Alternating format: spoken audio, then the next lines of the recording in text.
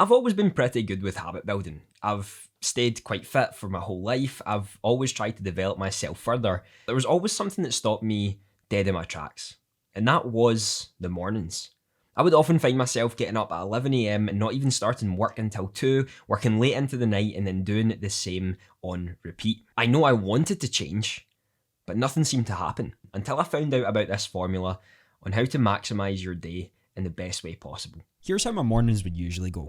My alarm would go off, I would get up, turn it off, and then go straight back to bed. Or my alarm would integrate itself into my dream, get gradually louder, and then my dad would come in the room frustrated that I wasn't up, at which point I felt massive amounts of guilt for 2 seconds before going back to sleep.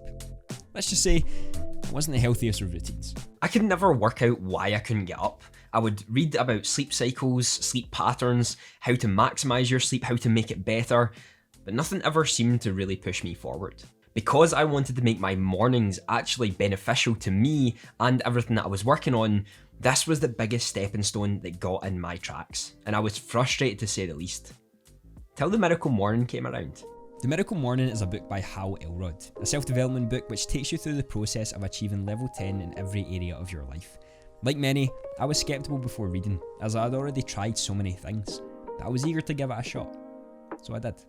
Hal was the first person to ever really say my experiences when it comes to getting up in the morning and making it beneficial in relation to your alarm becomes a part of your dreams. I'd never had anyone say that to me before, and for someone else to have that made me feel at ease. Hal came up with a 6-step process and called it the Life Savers, and we're going to dive into each of them today and give you a little understanding to what they are to hopefully help you try some. This can be as little as 6 minutes of your time in the day. So if you're someone who says, I just don't have the time, then this is for you. The list goes as follows: silence, affirmations, visualization, exercise, reading, and scribing. Nearly messed that up. At this time, I was consistently getting up at around 11 AM. That was my area. And Hal suggested 5 AM. I set my alarm for 6. That was my sort of maximum. 5 hours before than I was normally getting up, I would probably be exhausted by the time that happens. Right?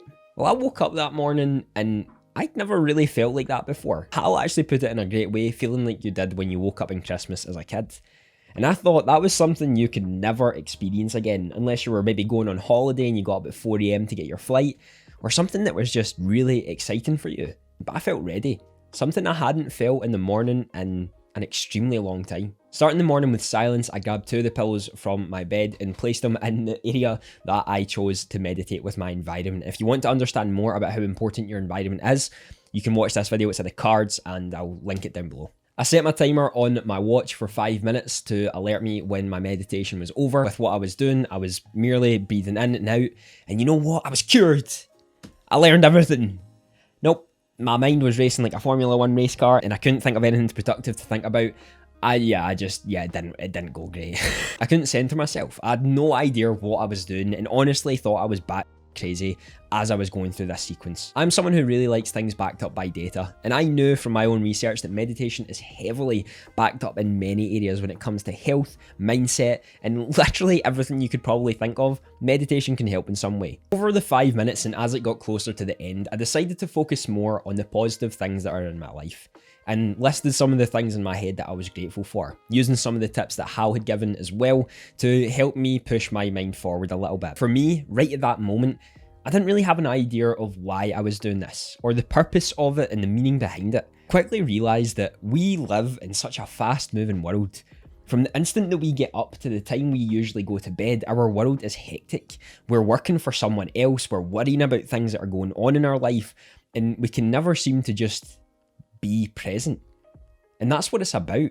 It's not about these life-altering things that happen within that time, because they certainly can happen when you think about them consistently. But it's just about being grateful for being here.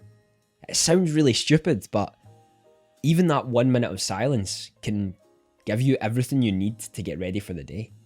Affirmations were something I always felt was some form of mysterious benefit of improvement. A way to be able to tell your subconscious that anything is possible if you allow yourself to accept that possibility. But does it hold true? I had never participated in positive affirmations before. I'm a positive person, and I didn't need affirmations to tell me that. I just was positive for the things that I do. But then it hit me. The reason that I am today is through the things that I have been taught and relayed to me over and over again. Sort of like affirmations, except it was just never called that. The great thing for me personally was that affirmations is actually backed by science, and Steele's self-affirmation theory is widely backed by the psychological community, and you can learn more about it in the description if you like. There's a lot more research on the basis of affirmations as well that you can understand a lot more, and now that I'm reading Think and Grow Rich, you can see that that has been implemented into Napoleon Hill's book as well. There comes a point where things are no longer a coincidence. Action towards maybe some of the aspects of your life that you didn't really pay too much attention to deserve a little bit more now. I began to make my own, writing down some of the achievements that I wanted to do, the person I wanted to become, and what I was committed to doing to actually becoming that person. And over the month of me starting this and really working towards it, I completed more than I had done in maybe the last 6 months of 2020. Purely from that focused work that I'd been learning from all of the lifesavers, not just the first ones, and with my life in general. Affirmations aren't something that in 2 days you're just automatically going to become the person you have always wanted to be. It's a lifelong journey of training your subconscious to realise that anything you actually want is possible.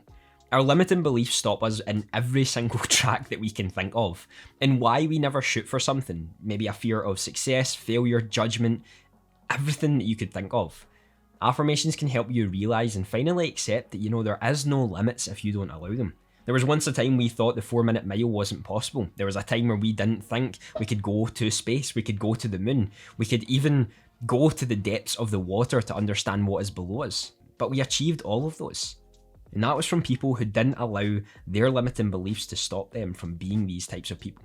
Have you ever saw yourself scoring the winning goal, finishing that test and getting 100%, or writing a book and becoming a bestseller?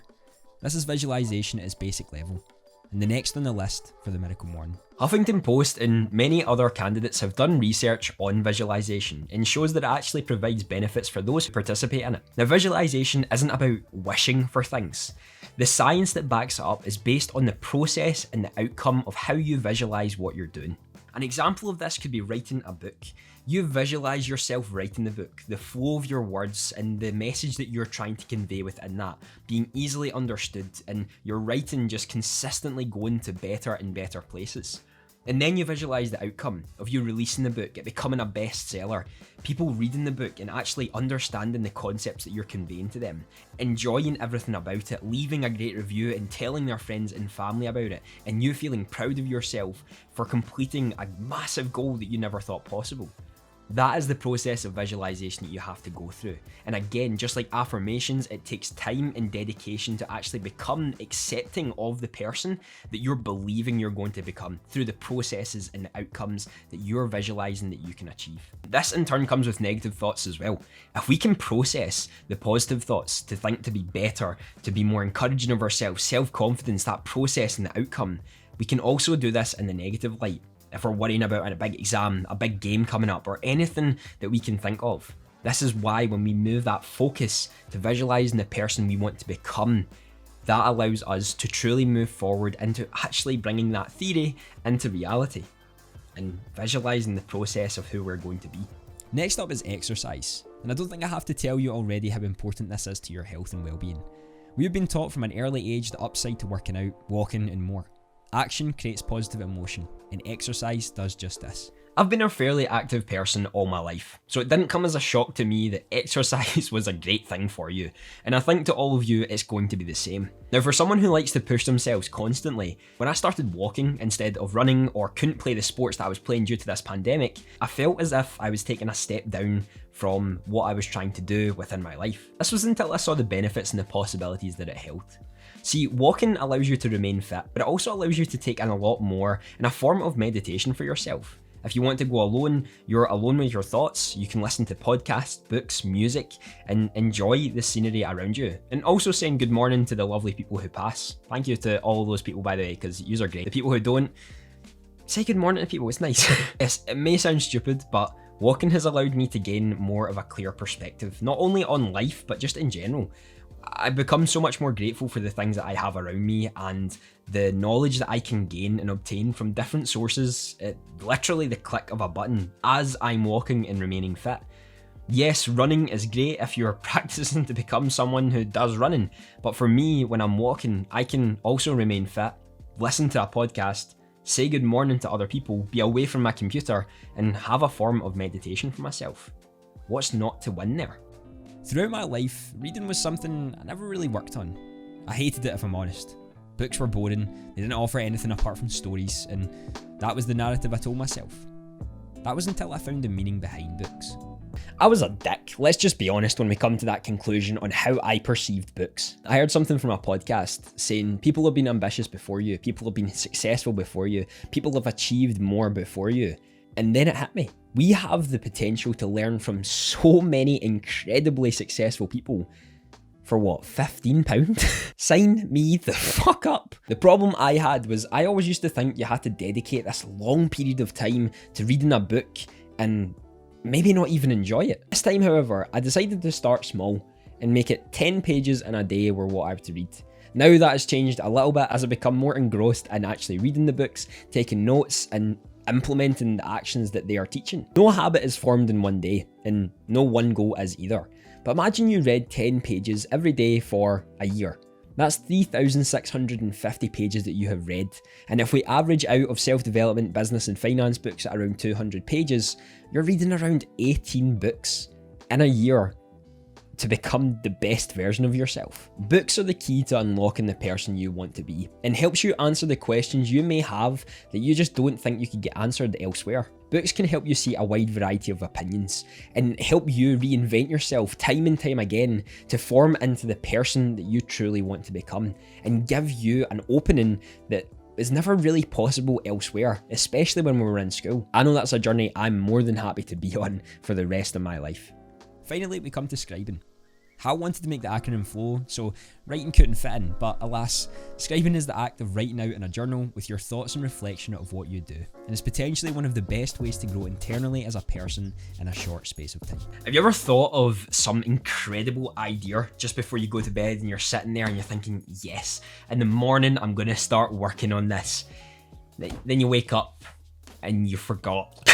This is what leads me to the power of reflection with journaling. When you get your thoughts onto paper, you sort of allow your subconscious to become your conscious. You can now see the writing and the reflection that you have, what you've learned, things you maybe took the wrong way, things you worked on that were great, and potentially see all the things you're doing right rather than focusing on the things you're doing wrong and how you can improve yourself. There is an obscene amount of possibilities that you can do with journaling and a wide variety of things that you can implement, whichever works for you.